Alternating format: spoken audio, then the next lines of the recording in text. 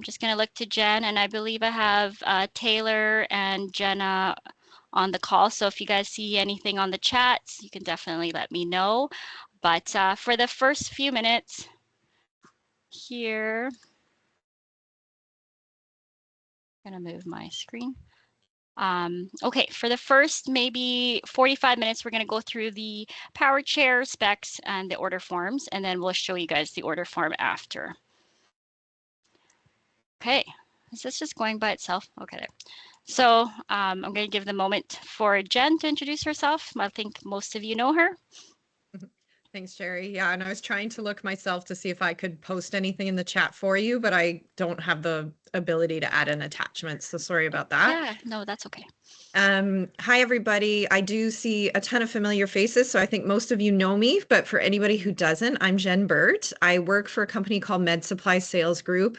The reason why that's relevant to today is because our company represents a number of different manufacturers' products, and one of the manufacturers happens to be Amy Leor, who we're talking about today.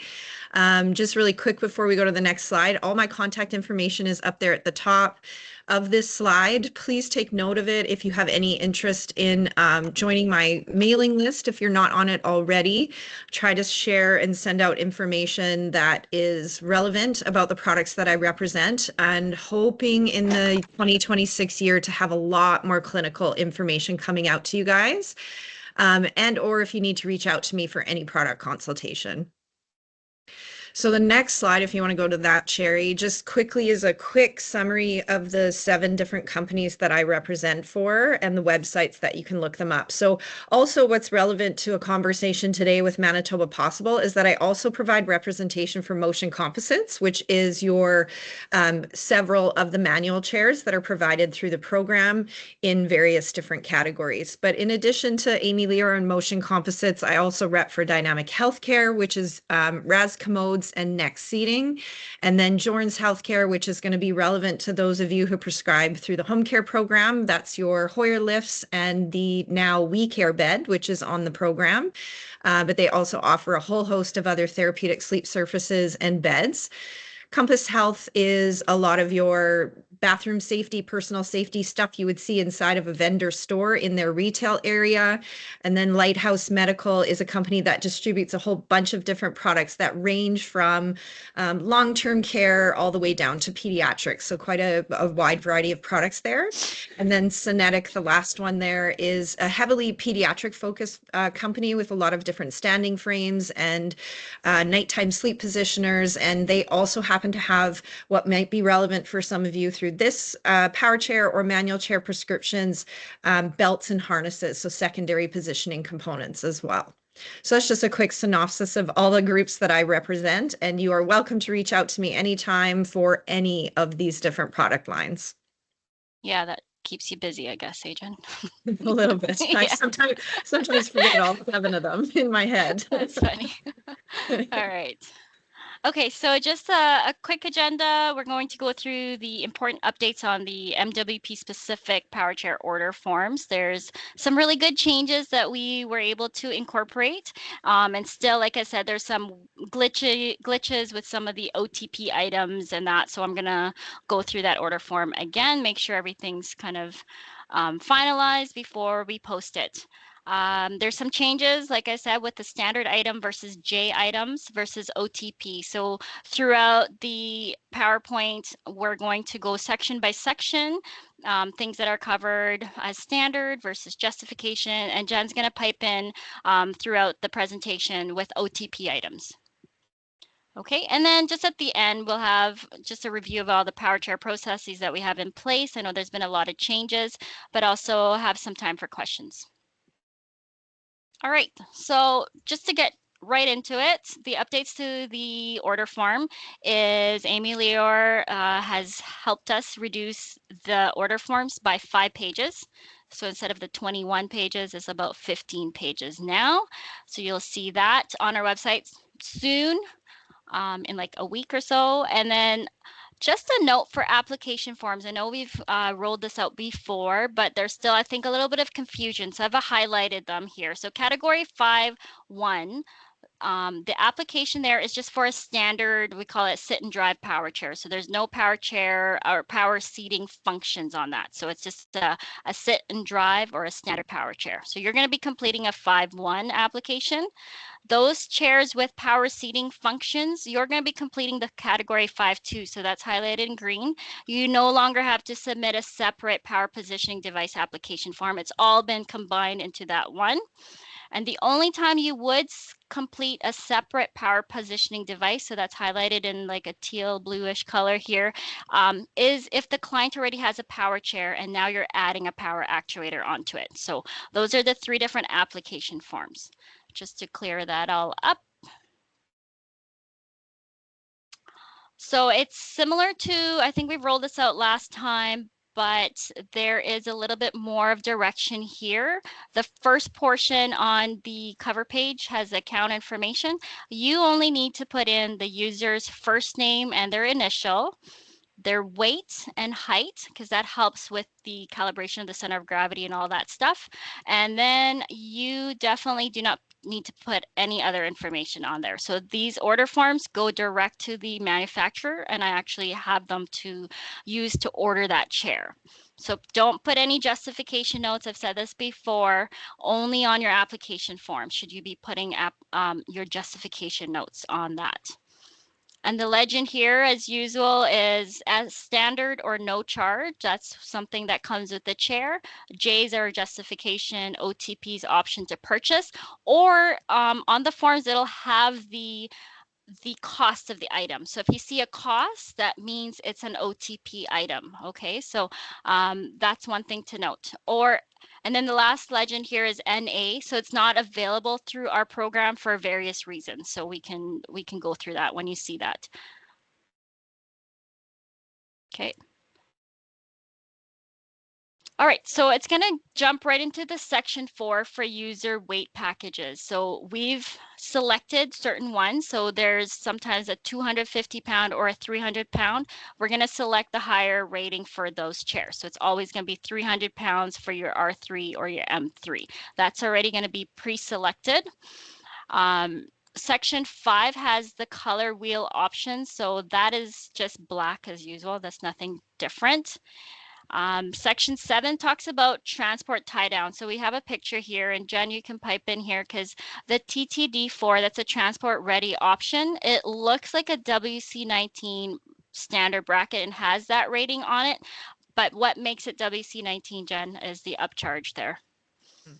Yeah, so this is actually a huge topic, WC19. If you're not super familiar with it, essentially what it means is an international standard that's applied across the world. But manufacturers are obligated to put their equipment, whatever it may be, in every single possible configuration and go through standardized crash testing in order for them to be approved to have WC19. What's the purpose of that? It means that if they are crash test approved and they have the WC19 ISO standard applied to the chair, it means that that individual can be transported while still sitting in their chair. There's a whole host of political discussion that goes along with this that we don't have time to get into today, but essentially it's not mandated for manufacturers to do this testing. That's why it's very challenging for people to get this certification with the chairs that they get. And there's a whole host of limitations in how the chair can be configured because whatever manufacturer does it, Amy Lear included, will only put out certain configurations to get tested. So that's the reason why when you see WC19 in the order form, there's a huge bunch of footnotes underneath it. And there's a website that you have to go to where you'd have to enter your configuration or all the features that you're planning on selecting to decide if it would clear crash testing or not. Technically, the individual is not supposed to stay sitting in their chair while being transported in their chair if they're not crash tested approved, but that's where the political layers come in and a lot of other things come in because as an example, as soon as you add aftermarket seating, a cushion, a backrest, a cup holder, a tablet mount, anything that's not been crash tested that goes onto that chair, even a backpack on the chair, you already negate the crash testing approval manual, and there would be no kind of like, they would not be liable if it failed during a crash, because there'd been things added onto it, if that makes sense. So it's a big topic. If anybody actually wants to learn more about that, Motion Composites is doing a webinar at the last week of February. I think it's the 26th or the Thursday. And it's something you do have to register for, but they're going to be covering this topic in quite a bit of detail. So if you want to learn more, I recommend you sign up for that webinar. Thanks, Jen. Okay, so it is an option to purchase, but again, what Jen said. So all of our chairs are coming with transport ready options, and according to the Manitoba Highway Traffic Act, all chairs have to have 4 points of tie down. So our chairs do meet the Highway Traffic Act legislation. Section 9 would be your assisted driving package. So SMART is your tracking technology. So that's really good for clients with digital drive controls or specialty controls. So if that is something, note that we cannot take it out after the fact. So we can't return this piece to the client. So it's going to be a one-time approval for this OTP that the client has to pay for, or a funder. But there's nothing I can take off down the road to give that back to the client. So that's one thing to note. It's not something that can be given back to a client. They basically will donate it back to the program. But I'm hoping they would use that chair for the rest of that lifespan of the chair. So that is an option, though. I would just say, just to help explain what that is for people who don't know, essentially there's sort of components that get read through the motors that helps ensure that despite being on various different ground trains, the command that you give the chair, it's going to track in the same direction as the command that you gave it, even though it has to navigate uneven ground train. So that's why it's usually promoted for more marginal drivers, people who drive with specialty controls, so that there's not as much fatigue or as much energy being expended for them to go in the direction that they want to be driving. And a quick note to it, you do have to use the motors that are not covered under the program when you use the Smart Track. That would be the only exception of when you would switch to the cog motors instead of the brake release motors. Right. Okay, so section 10 through 11, I've put a new thing here. I don't know if some of you have noticed this, but for our group, for our batteries, so there's always been two sizes. So as a program, we have upgraded a lot of the chairs to group 24s now. So there's no longer a J. So just please note, on the mid-wheel base chair, you can get narrow base, so the 22-inch.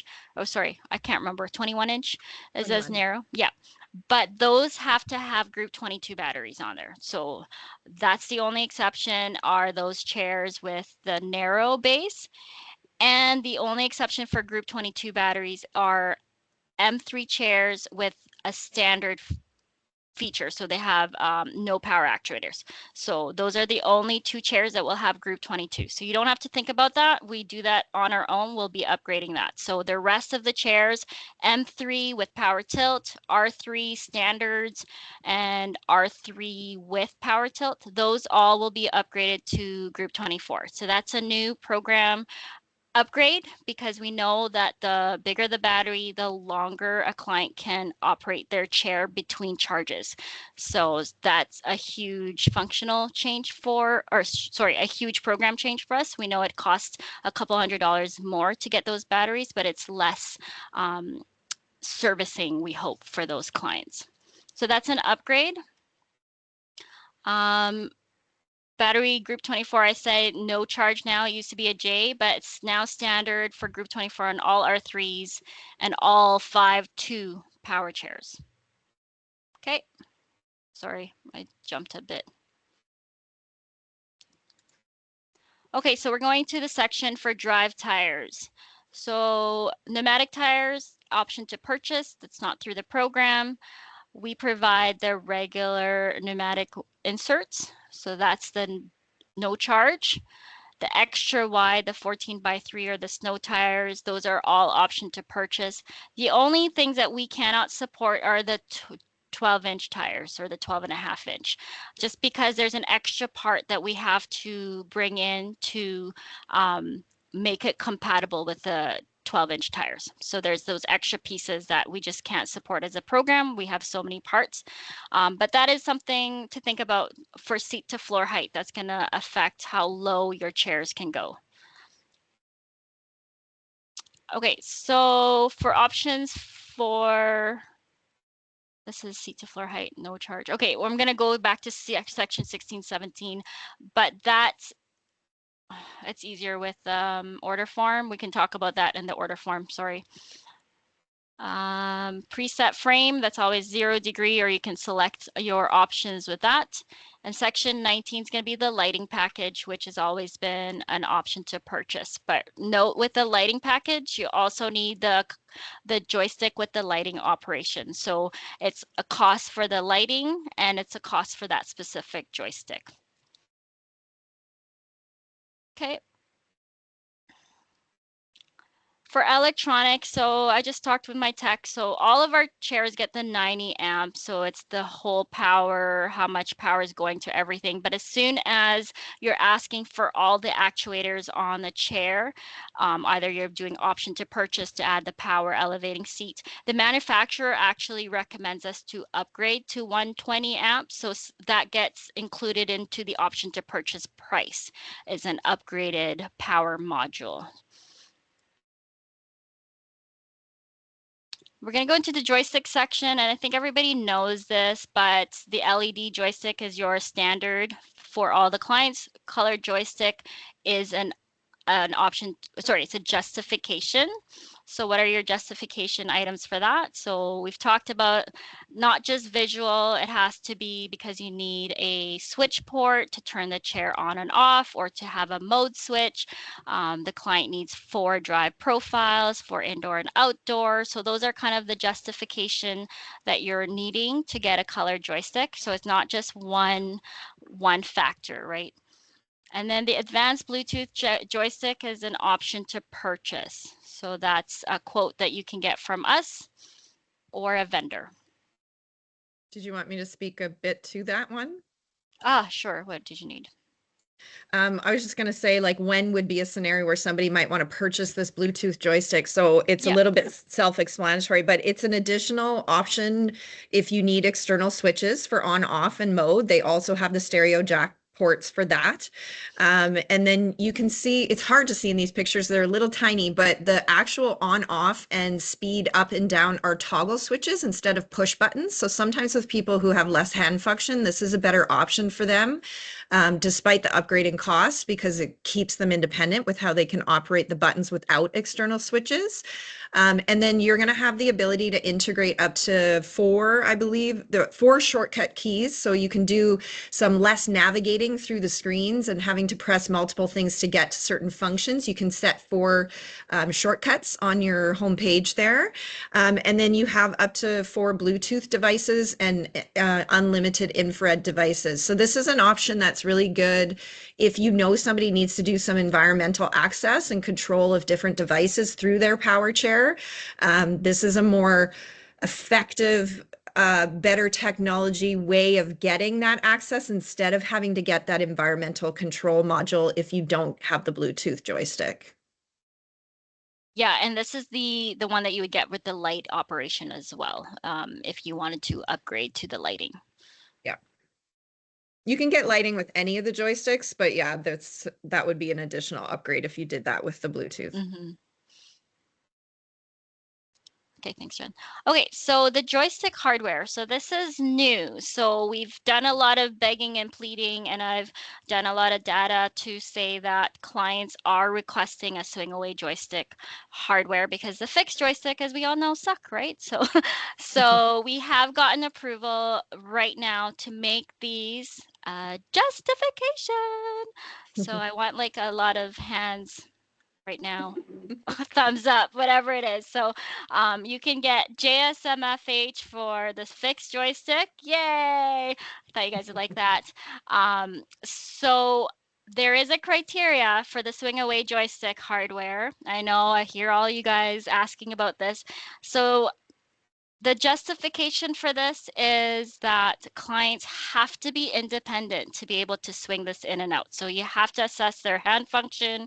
You have to be able to see what environment they're accessing. So if it's at the school, they're swinging it out of the way to get closer to desks, or at home, they need to be closer to the sink. So I need a functional and physical, that they can do this independently and they're able to access their environment. So that's your justification. There's not a set space on the application form, but there is that justification portion at the bottom, at the last page of your order form there, or sorry, of your application form. So that's where I need that written out. I have a question. Yeah, you have a question from Zoya. Yay, Zoya. Sorry, that's by accident. I thought I took it down. You meant to do like a hands up, hey, for that?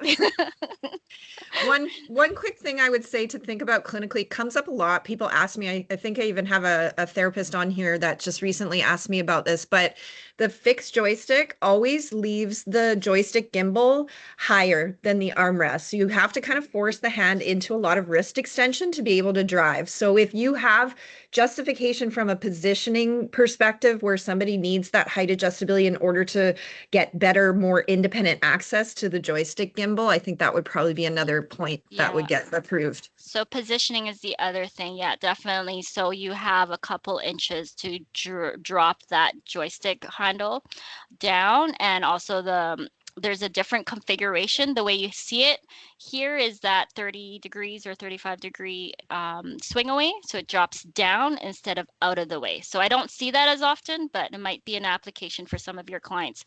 However, please don't overprescribe this, because there are some of those clients that are not a good candidate for swing away joysticks. So this will be those clients that need multiple repairs and can't adjust it, or it's always banging out of the way. We will have to replace it with a fixed mount if we go out more than 2 or 3 times to fix that. So it's just managing our text time. So if we are seeing a lot of repairs and it's not robust or anything like that, we would have to have a conversation and see if maybe this fixed hardware.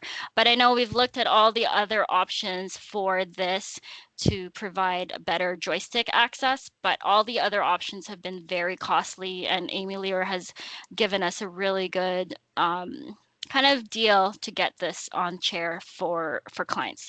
But please consider when to prescribe it and also when not to prescribe it for those clients, okay? That would be great. Thank you. All right. So this is an option to purchase. So Jen has some information for you. Yeah, so what I was just going to mention, the picture on the left-hand side is showing the Body Point Tri-Lock midline mount. This is an option that can come up for a lot of people. I think clinically it's important to kind of remember that with the fixed joystick mount as well as the swing away joystick mount, pretty much the location where the joystick has to be is kind of in front of the armrest, maybe slightly inside of the armrest, maybe slightly outside of the armrest, but the person has to be able to have that arm function to be able to get abducted, externally rotated, and out to that position. A lot of clients don't have that range of motion and can't be as independent in that space. So that sort of silver bar that you see coming up from where the post comes out, it doesn't show the armrest, but where that block is coming up from the horizontal piece there, that's where it would connect to the armrest. So it gives you height adjustability. It also gives you horizontal adjustability to give you versatility for where you might need to mount a joystick or an alternative joystick. So you can use this with regular joysticks, but you can also use it with like compact joysticks, ultralight joysticks for people who have less range of motion, less strength, or less control in the standard position of where their joystick would be positioned. And then the other feature and factor I wanted to bring up is that not everybody performs as well with a standard joystick gimbal, which is the picture on the right shows all the different options that are available as alternatives, and your standard gimbal is on the top row left-hand side. So if that's a shape or size that's difficult for clients to get strength, control, voluntary movement with, you have a whole host of other shapes and sizes that are opportunities for you to set somebody up. I would say one of the most popular alternatives is the one on the bottom row, right-hand side, that sort of goalpost shape joystick. So that would be really common for people with less finger function or less strength to do a grip. It allows them to be able to use more proximal joints and more forearm and shoulder movements to move the joystick instead of having to use the more fine motor skills in your hand. So lots of options there. I don't need to go into them all in detail, but obviously it's just a reminder that judging whether or not somebody is independent and safe with the use of a power chair, positioning, and access to the joystick are big factors that can lead to better independence before you have to look at things like programming or different ways of driving the chair. Right. And that's also a lot of that is the trial. So we do have the tri-lock here with some of the different joystick handles. So if you are looking for a trial, you can request it. Or if you're from the rural areas, you can talk to your rural OTs and they'll try to get you something for trial. So we're trying to make sure that we have some accessories for you guys to kind of decide that. So we definitely want you to maximize your joystick function before you try the specialty controls. I think that's kind of the messaging that we give out. All right.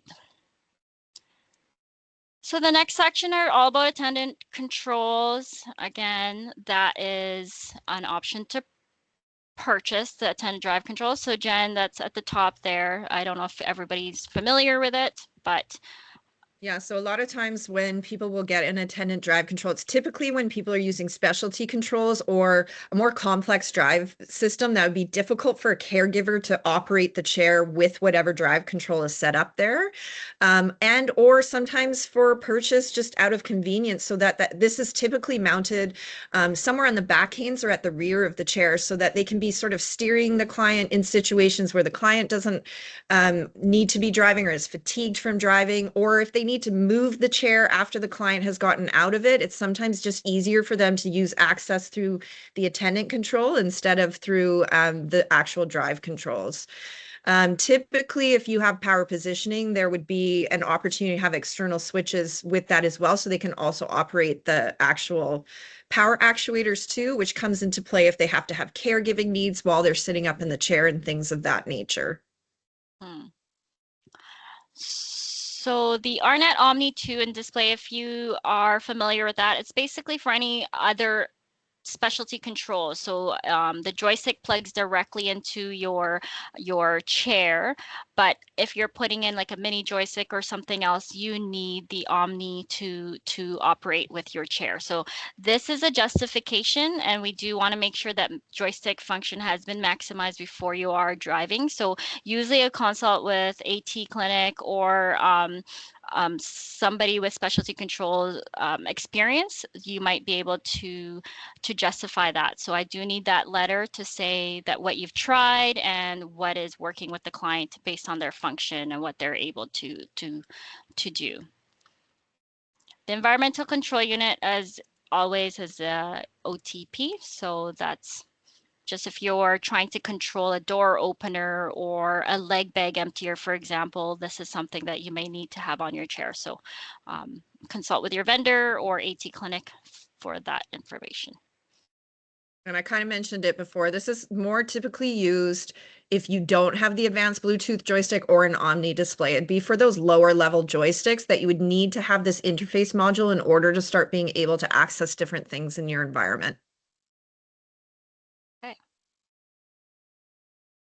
So we're going through power seating, and there we go. So kind of a busy slide, but we've kind of, hopefully it's a little bit easier. So an SABBA or SAABA is just a standard joystick or standard AMI seat. So you don't need to select anything else in the electronic section if you're not getting a power tilt or anything like that. So that's pretty simple. The SAPTX is your power tilt justification. So everybody knows the justification for that. And hopefully you're considering that for your clients who are, you know, if you can predict a 6-month window, will they be able to do pressure management positioning on their own? Do you feel like they're able to transfer independently to get some pressure management on their own? Or if they're kind of sitting for 4 hours and not moving, I think that is a good reasoning for us to look at to see if it is indicative of a power tilt. So we will do a little bit more of clinical considerations for all these power seating actuators at another date, but this is just more what is available on the program. So we don't do power recline only on chairs. That's just not something we will provide. It has to be power tilt and recline if the client needs that recline function. So then you would be choosing that box SATPRX. Power seat elevation is the other option that we don't provide, but it is an option to purchase. Some pros and cons to power elevating seat, of course. And then there's two options for power seat elevation. So this is what I always tell people when they're trying to figure out what is the one thing they're going to select. So if your chair already has power tilt or power tilt and recline, you're going to select the ADDPESX power seat elevation. So that's a little bit less costly because we already have the electronics and all the actuators already integrated into that chair. But if the chair is only an SABA, which is your standard chair, but you're adding power elevating seat, you're going to select the SAPESX. So that's going to be a bigger cost because then they have to make that chair compatible with the actuators. So hopefully that helps a little bit. But definitely give me a shout if that's a question for which one you're going to be adding. We don't provide manual recline, so I don't think it's even an option now on the order form. Okay. Onto the power seating switches. It's a lot busy than pretty busy here. So on section 34, it's only for one actuator, so power tilt, so a single actuator function. It's a justification as well as for your power tilt. I think if you've already completed your power tilt application, so the 5.2, you're going to have all your justification in there. I don't expect you to have to justify every single option here, but definitely if you're asking for a user activation switch so they can't do tilt through the joystick, I do need that justification. Maybe I don't know, maybe they can't press the mode button or it's too complicated to do 2 steps to get into your tilt function. So a direct tilt is easier for the client, something like that. I don't know what you guys will use. So this also needs an evaluation of what hand function is required. So can they operate a tilt toggles, or are they better with pushing a button? So these are the only 2 options that are funded through the program, but there are other options obviously that are not funded. We'll talk about that. So the SAC is only for one actuator, and that's usually your power tilt.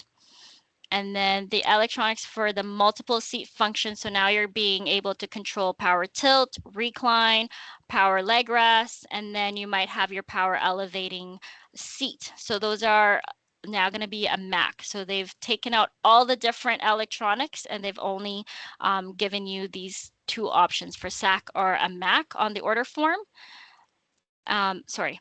So for the Mac, so if you have multiple actuators you need to control through a separate direct switch, you have what's funded through the program is the switch the switch multi, and then the switch push button. So there's the multi-tilt and then the push button. When it says switch dual activation, that means you can do tilt through the joystick and direct tilt. We don't normally fund that unless you have specialty controls. So you'll need an Omni 2. So right now you have one option is tilt through the joystick, or the second option is tilt through a switch, direct switch.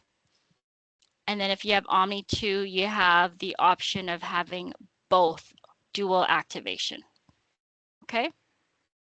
And then on the other corner here are all the options to purchase switch that Jen can talk about. Yep. I'm just going to also speak to Mac memory There's also a SAC memory. Both of them are options to purchase. So what these are ways that you can program your chair so that only one button has to be pressed in order to sequence through multiple power actuators or your one actuator. So instead of having to continue to engage the switch or hold the command with the joystick to move through your actuator, it's almost like putting it in a latched mode, and it pre-programs. Like with the Mac memory, you have up to 4 actuators that you can program. The reason why this is relevant, we don't really have time to talk about it today, but on a couple of slides previous, there's a lot of evidence that exists out there to talk about evidence for and against all these different types of power actuators.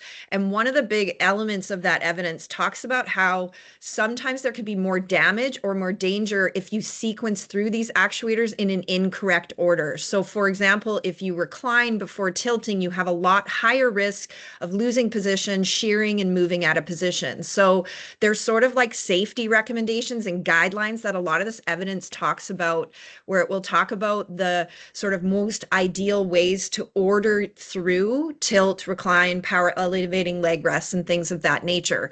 So if it's a risk that your client's not going to do it in that order, or they're going to maybe not fully understand what you're trying to educate them about for how it gets sequenced, and they're highly fatiguing and they don't really have the energy to kind of hold all those commands, you can sequence it and set it up so they would just have to press one button, and then it would go to whatever angles you set it to in whatever order you set it to go both into those positions and also out of those positions.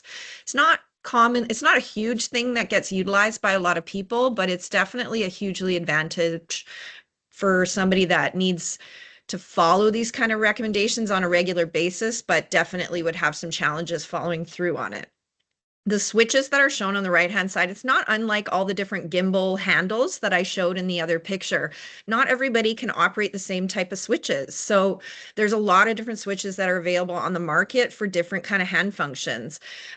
You have the picture that's sort of at the top right-hand corner of the OTP section. That would be an example of a type of switch that requires the least amount of effort to engage. And because it's a lever button, you don't need a lot of hand function to do it. Whereas other people might have a lot of uncontrollable movements, or maybe they have more aggressive movements. So you can get switches that require a lot more force to engage them. So that's why there's a different bunch of options.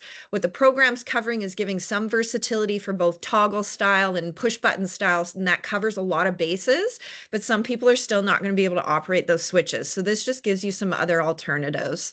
I believe it's ultralight, egg switch, buddy button switches, and then the 5 key switches in the push button, which is the top left-hand picture. And you can also get that 5 key button in the toggles as well. Yeah. Yeah. And I think a little bit of why we don't provide is like a lot of these need custom mounting. So if you have the microlight switch, you might need it at your chin to operate that. So we don't do that custom modifications or custom mounting. So I'm hoping if you are getting these specialty switches, you are working with a vendor or assistive technology clinic there to do some mounting and assessments.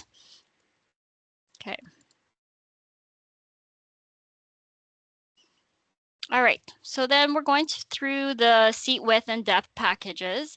So again, we're doing the traditional round back cane. So we'll talk a little bit about the other option, but for now, our contract is traditional round back canes. On the standard M3, you're going to have a couple of options. So the first option is the standard adult seat package, is 15 to 20 inch width by 19 depth. Or you have the 15 to 20 inch width to the 22 inch depth. We just put a star there is because if you are doing your seating and positioning and you're doing backrest or aftermarket or custom, sometimes those backrests do eat up into your seat depth, especially if you have power recline and tilt on your chair. So I would think about getting a longer seat depth, so that second package that goes up to 22 inches deep, to help eat up some of that, or to help with the depth issue that you're going to encounter most likely. On the regular M3, so that's a 300-pound, if your client is a little bit wider, needs a 19 to 24 depth package, we could order a large adjustable seat width on that range. So it goes from 19 width to 24 inches width. All the seat depth range is 15 to 22. Also, the back cane height there, As a note that your back cane height has to be at least 22 inches if you're ordering power tilt and recline. That's on the order form. They'll always get back to me and say you can't have it um, lower than 22 inch. There's also up to 26-inch height, I think. So you have some play in the height of your back canes. With the back support, the upholstery is the no charge option. Just remember that with the upholstery, you can't get cantilever armrests because it eats up on your back cane hardware. So the cantilever has to mount on the back canes. So the upholstery covers your back canes. So at some point, you may have to get a rigid backrest. Um, and we'll talk about that. The only time we would do the rigid backrest is on chair with no additional justification is if your client is over 22 inches wide, because the upholstery, they don't make them over 20 inches wide. So as soon as your chair is 22-inch wide, you're going to be upgraded to the rigid contour back support. So it goes 22, 24, 26, and 28-inch wide for the rigid back supports that you can get, but everybody else would get an upholstery backrest. And then seat cushions. So this is newer. It's been rolled out that if your client has no other funding source, they can get a 2-inch power chair cushion from the program. You would indicate that on your order or your application form, and that gets set up with your chair. So right now we are able to provide almost all the sizes and the even numbers up to 22 by 20, I think. So we're trying to have all the different sizes for the 2-inch power chair cushions. Jen, do you want to talk a little bit about the change with the signature seating? I've also added that link here for people who want more information on the signature seating. Yeah, so I'm not going to talk too much about it. I've specifically been quiet about it because the program's not planning on transitioning imminently to this. But what's worth it for everybody to know, and this is kind of a big conversation that's happening across all power wheelchair manufacturers, is a lot of them are moving away from round canes. So Amy Leor included. Instead of having round back canes, which has just been the existence for a very long time and helps with mounting seating, because if people are using manual chairs, they're also round canes and all of these other discussions that make putting seating into the chair easier.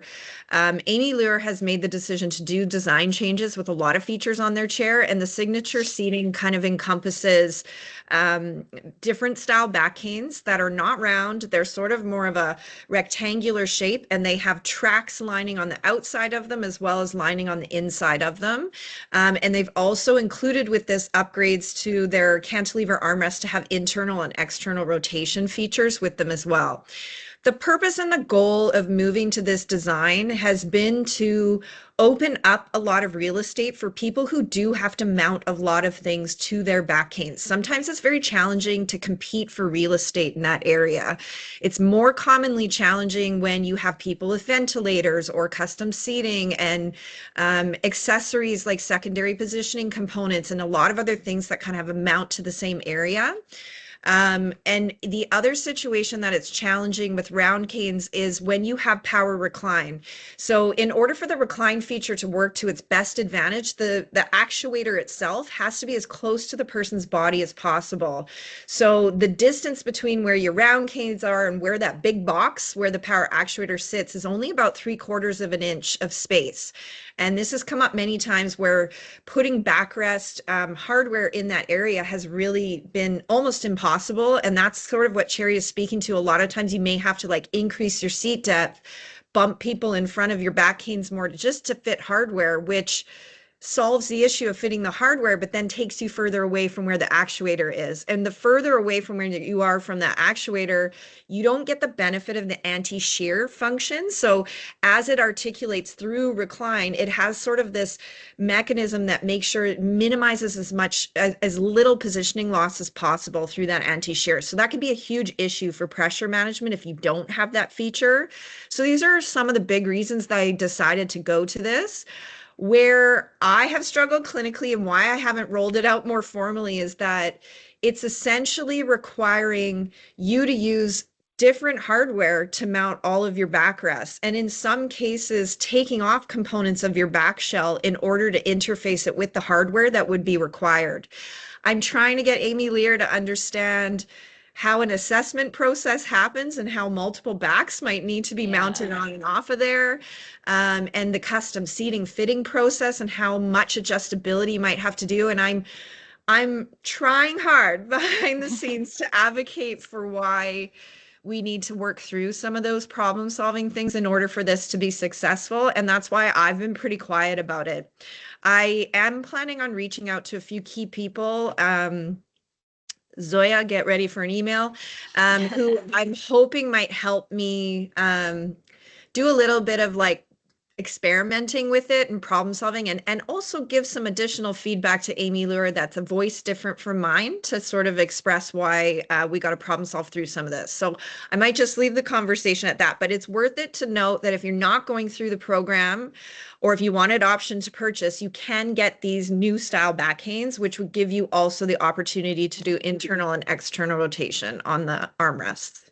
I mean, we're not going to say no, we're not going to order it. So if you have that client and you know that there's risks and pros and cons for this extruded back cane scenario, and you have a solution and you really need the signature seating, we would consider that. Just know that, those parts are not going to be on hand. We would do order parts to replace those things. So I'm just saying, if you do have to use that, it's not available. You do have to use the standard order forms on the Amy Lear website and give me some justification of why you are going for that signature seating. So not saying that's not available, but it is a little bit more complicated, especially with clients who are going from one chair to the other. They want to transfer their backrest to the other chair. So you have to plan for maybe some type of hardware that's gonna be compatible. So until we get some seating funding in the province, I just can't see our clients paying the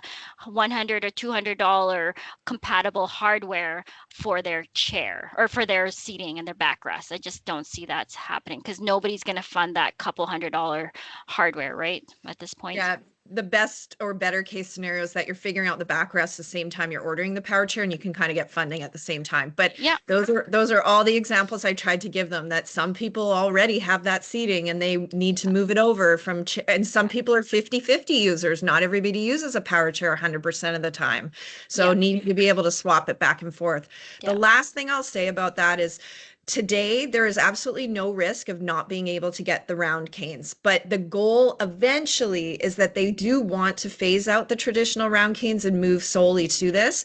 Just know that pretty much all across Canada, there's been too much demand to stay with the round canes, so we're not at risk of that anytime soon, and that's why I haven't really rushed trying to get people to start using well, this. for sure we have the 5 years. That's what I'm trying to get, because that's what our contract years are, but we need to figure out something eventually. Either there's seating money coming through the province somehow or whatnot. So that's another discussion, probably. Just looking at the chat, everybody's okay. We're just going to get through this quickly. We're almost done here. So armrest options. So cantilever height adjustable armrest, that's a justification. I find that we have a lot of issues, especially like we're saying with the real estate on the back cane. It's not a great easy adjustment to do, to just do height adjustment on that.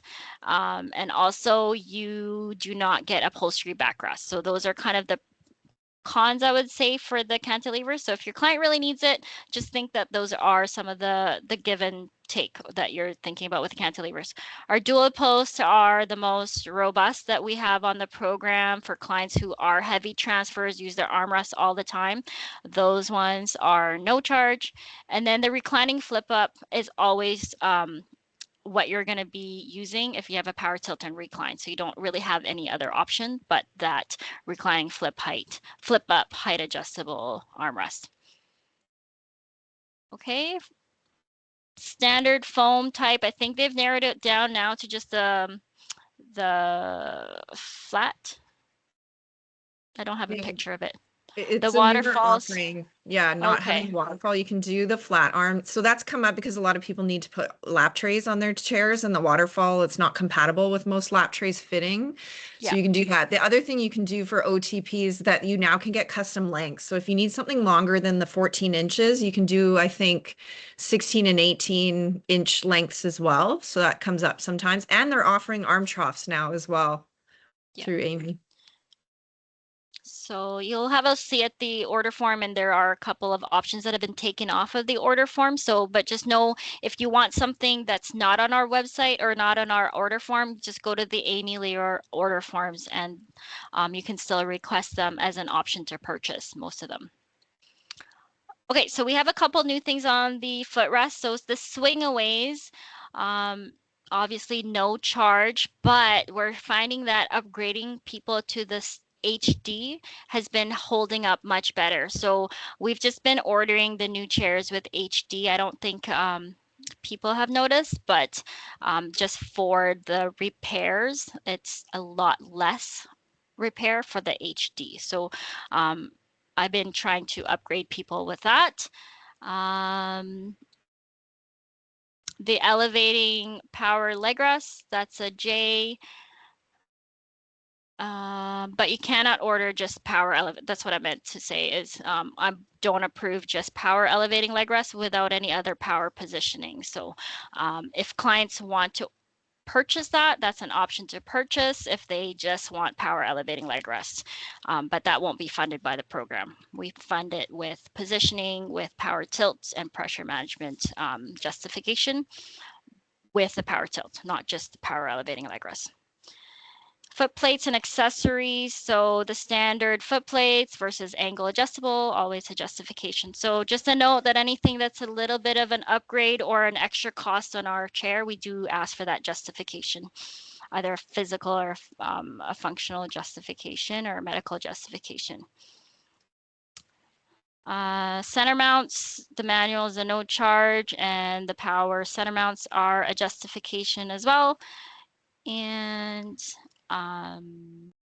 just a note on the fixed center mount, the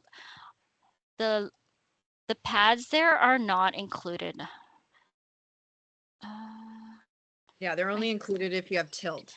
Tilt, yeah. So that's, yeah, there's a little footnote. Or so power elevating legs. Power elevating legs. Yeah, so there's a footnotes on all the sections, so we'll go over that really quick. Just wanted to show you some option to purchase here Jen has put in as well.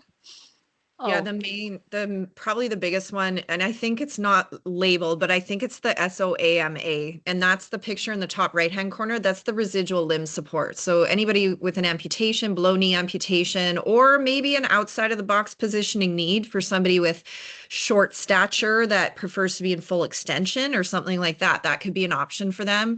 It's available right and left side. The residual limb mounts into the receiver of the footrest. You have height adjustability, width adjustability, and angle adjustability with that as well.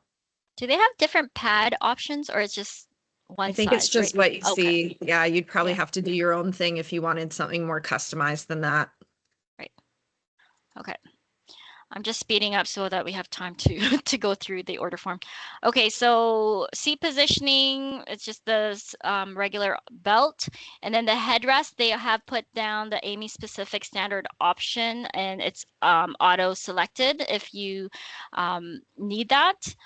All other options are option to purchase. We're gonna look at the option to purchase in the next Next slide. This is the headrest and specialty controls. So specialty controls, like I said, is need trial and justification. That means that we're funding the Omni 2 display and the hardware.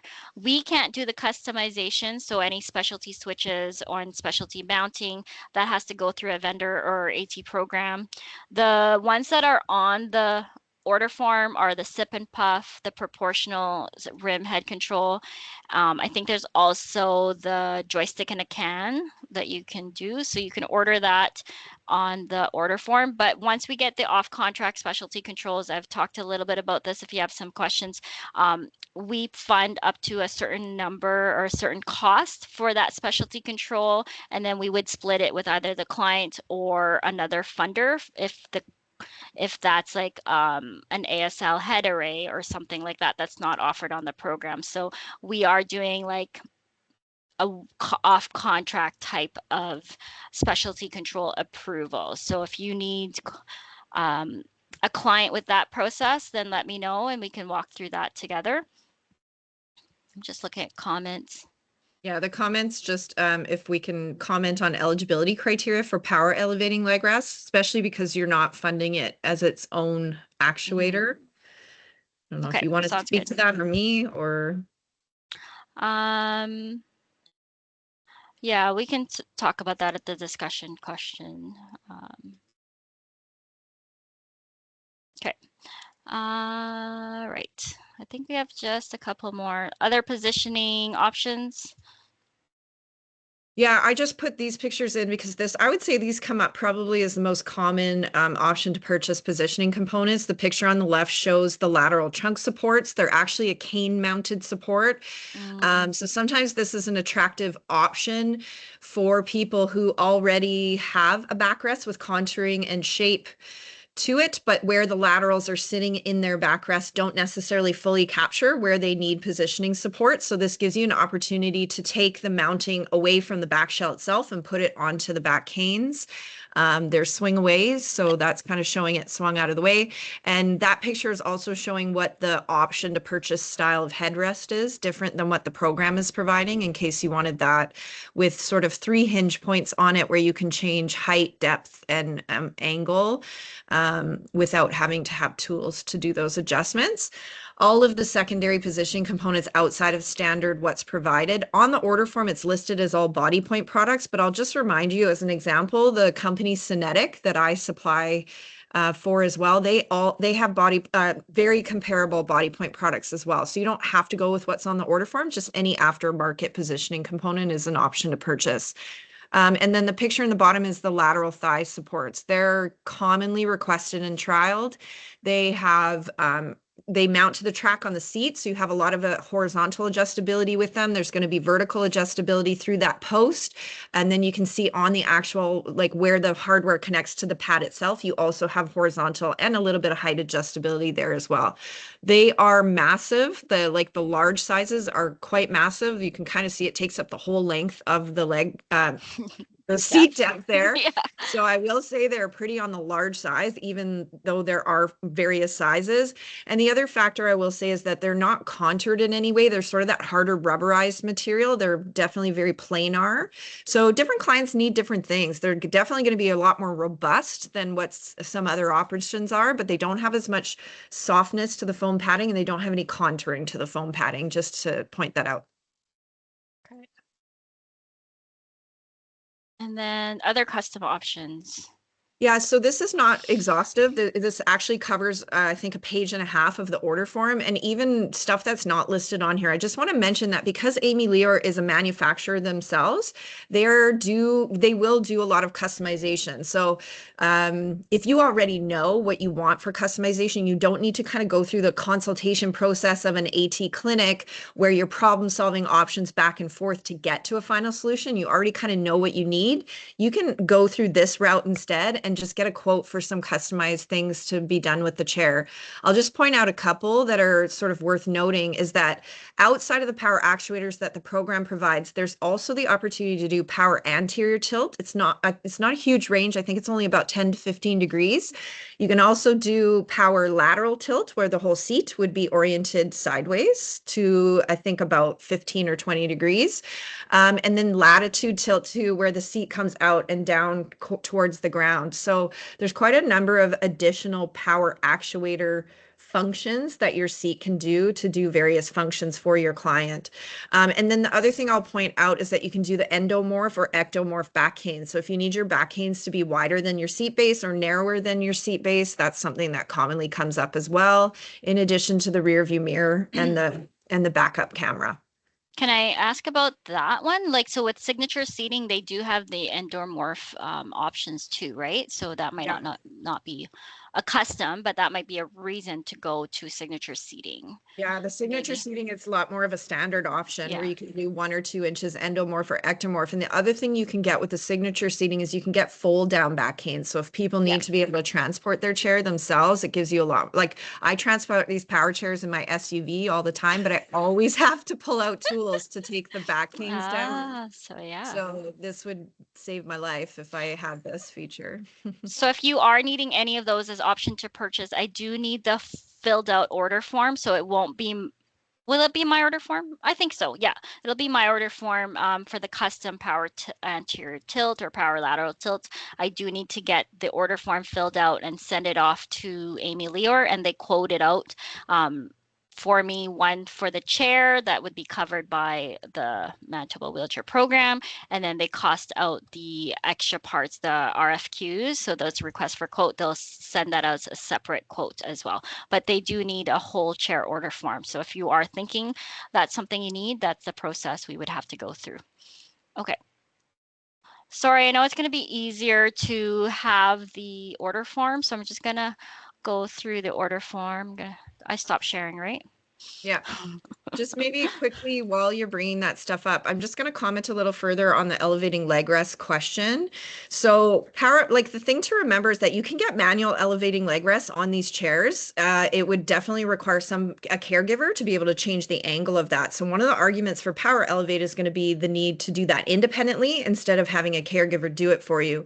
But I think the other thing to keep in mind is that the purpose of power elevating leg rests is that you have to have justification for needing to change the angle of somebody's legs throughout the day. Manual elevating leg rests typically get set at an angle, maybe to accommodate positioning needs or contractures or comfort for soft tissue approximation in the lower extremity, but may or may not be moved to various positions throughout the day. But the argument for power elevate is needing to keep in mind that you would have to have an argument for why the angle needs to be changed and why that has to be something that's independently done by the user. The reason why they're not offered alone through the program kind of goes back to what we were talking about, that some positioning change actuators can be harmful or helpful to somebody's pressure management needs or positioning needs. And because you're putting pull on different muscle groups and structures, particularly around the hamstrings, which have a huge influence on pelvic positioning and keeping somebody in position, it can be risky to use power elevating leg rests on their own without a combination of those other actuators, so that you kind of address minimize the risk of shear and friction or loss of positioning in those areas. What has been pointed out, whoever replied, I don't know who replied, Taylor replied, it is important to remember that power elevating leg rests alone will not address edema. That's kind of a big myth that used to exist with a lot of people getting wheelchairs. So if you don't get your legs higher than your heart, you're really not going to do much. It might help with comfort for sure. Like people who get that pooling of edema or lymphedema, it's achy and painful for them to keep their heavy legs down all the time. It might help for comfort, but it's certainly not going to do much to reduce or change edema if you use power elevating leg rests alone. I don't know if that helps, Brenda.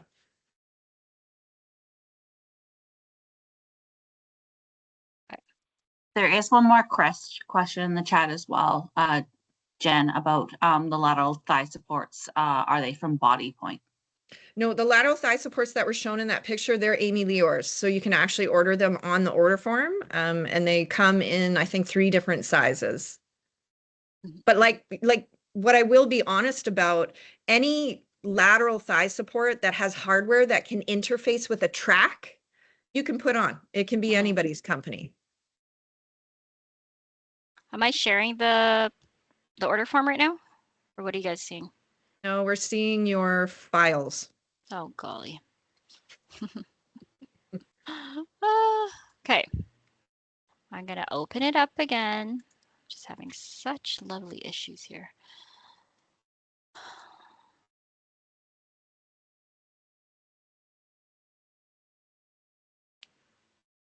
Okay. Here we go. It's going to work now. Everybody cross your One more fingers. question in the chat here from Dion. There's a question about having a price list provided. So you're going to see this as we go through the order form. All the OTP items are going to continue to have prices listed beside them, or anywhere on the order form that doesn't have NA, NC, standard, or J, and it just shows a price. That is always an MSRP price. So that's a suggested retail price, and it's likely going to be close to what a vendor or Manitoba will quote out for that product. So that's why I kind of advocated for that, to make sure that things weren't eliminated off the order form. They were left on there with pricing to show, because I want to make sure you guys know everything that's available, even if the program doesn't provide it. So hopefully that helps with that question there. Is it showing now? Yes, it's showing now. Okay, perfect. So what I've said was it's pre-selected M3, you get the English manual, you get the 300-pound weight capacity. Black is your pre-selected color. Transport option tie down, the TTD4 that I showed in that picture is already pre-selected for you. Your regular motor package with brake release, that's our standard, is available. Smart technology, so that has the MSRP pricing of $14.20, so you can kind of give your client that rough estimate. So depending on which vendor you're going to go through, or if it's for us, you can kind of give them a heads up. It's going to be about $14.20 for that.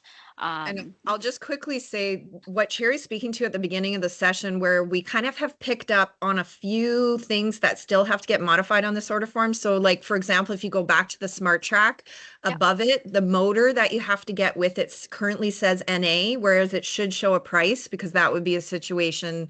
So those are the kind of things that are delaying us by about another week getting this order form on there. So we just want to make sure we go through it with a fine tooth comb and have all those details correctly put in here. But so I'm gonna have to get the cost for that on here, but please read the little footnote. So on the FS21 for battery group tray 22, that's the narrow base. It's not available with WC19, not available with the 4-pole cog release motor, not available with Smart Track. So really kind of, it tells you what its compatibilities are. So if you don't remember it, they'll definitely flag it for me and say, oh, you selected this, but you wanted a narrow base. You can't get that. So it's like, oh crap, I forgot that. Okay. So here in the battery tray, group 22, it'll say required for configurations without power seating function. So that's for the M3. But as soon as you go to group 24, you require this for power seat function. So hopefully it gives you a little bit more cues of what you should be ordering. But batteries, they've been pre-selected here. But if it's a power function, I would be changing it to group 24s. So that's kind of what I'm doing. So drive wheels here, the 14x4, so that extra wide tire, they're about $200 for the pneumatic. And if you want them with the foam filled tires, they're $595. That's crazy. Anyways, the drive wheels for 12.5 cast pneumatic tires, I just put not available just because we have extra parts we need for that. Okay, front casters, they're standard, and OTP, here's another one where we might need to get that pricing as well. Can I just say really quickly, because I don't think we covered it in the slide, they're combination of the extra wide drive wheels, and it's not listed on here, but it's called something called a snow package. So if you have people that live in really rural areas or areas where they have to navigate more complicated outdoor terrains, this has been a common upgrade for a lot of people to move to that's what the The purpose of the all-terrain extra package.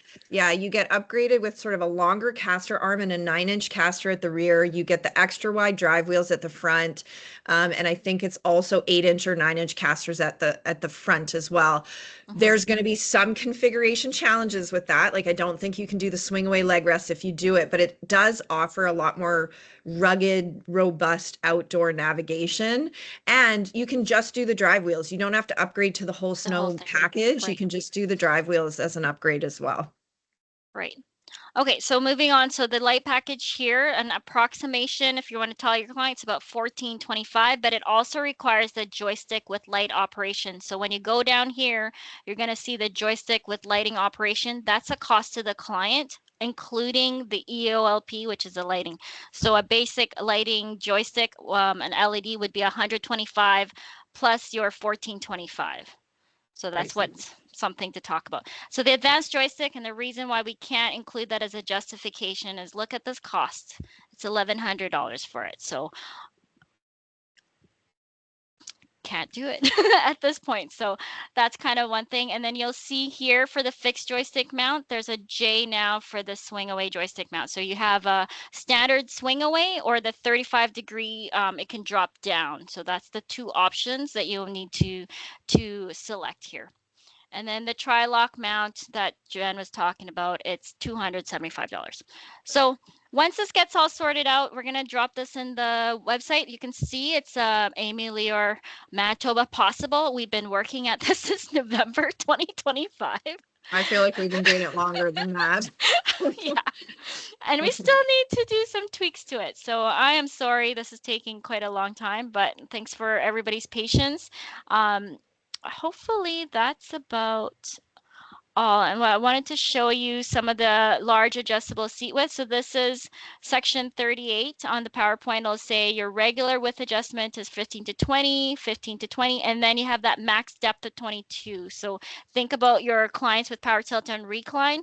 This might be the way to go, is to get a little bit more seat depth, is to ask for that package.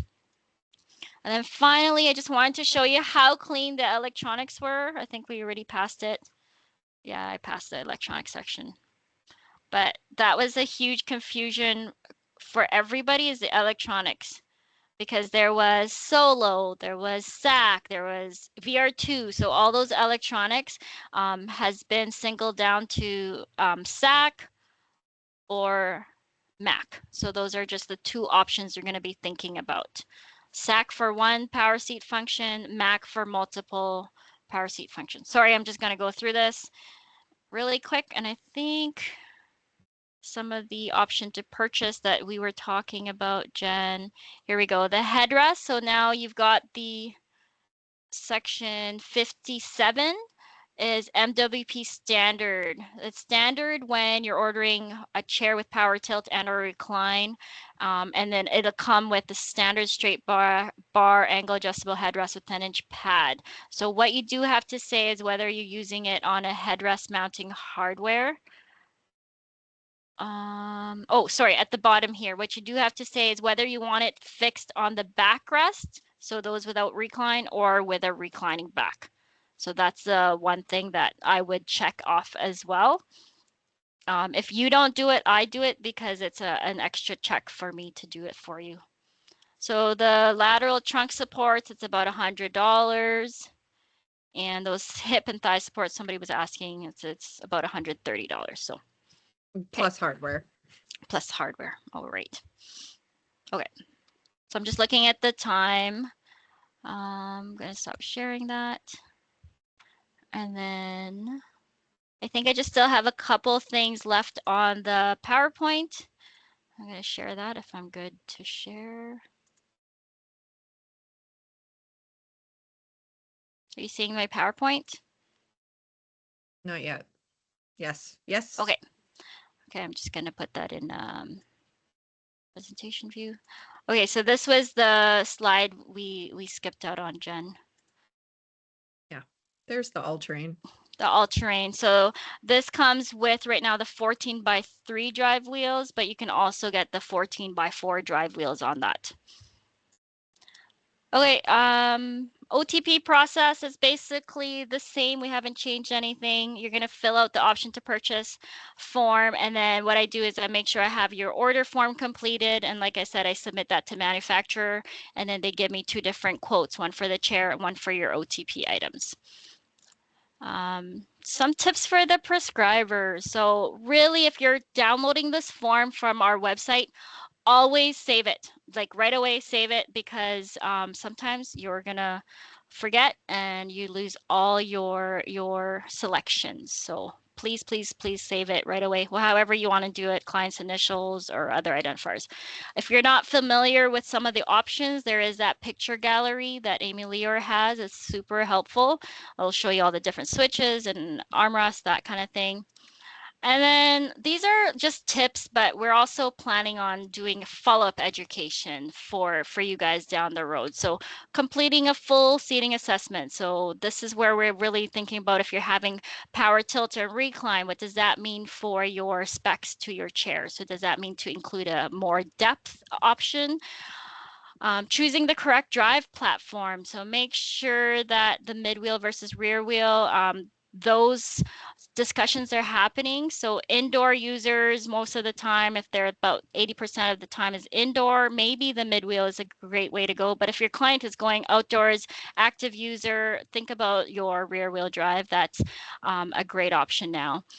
Know when to recommend power seat features. So that's another education session we want to do, is just the clinical justification for power tilt and recline, and power tilt recline with elevating leg rest. So that's another education topic we want to do in the spring. Evaluate hand function, dexterity, and grip. So confirm that the client is able to operate that joystick in the most energy efficient way. So maybe this is an education session down the road for maximizing the joystick positioning for your clients. So that's something that we would like to do more education on. And then of course, equipment trials. We put it out in their newsletter, how you can trial chairs through the program. For the rural community, you always will be going to your rural clinicians. So that's Taylor, Kyla, and Jenna, because they have a different process that they're following that they can help you facilitate that trial. And then also, if your client isn't a power chair candidate, there are alternatives. So just know some of those options. Jen's a really good resource for like those portable power chairs, those add-on power devices to your manual chair. So just know that our program is not the only program for power options. So there are a lot of things that you can do in the community. So just use those resources. I think I'm going to stop sharing now. And then I'm going to open it up for questions and stop recording. All right.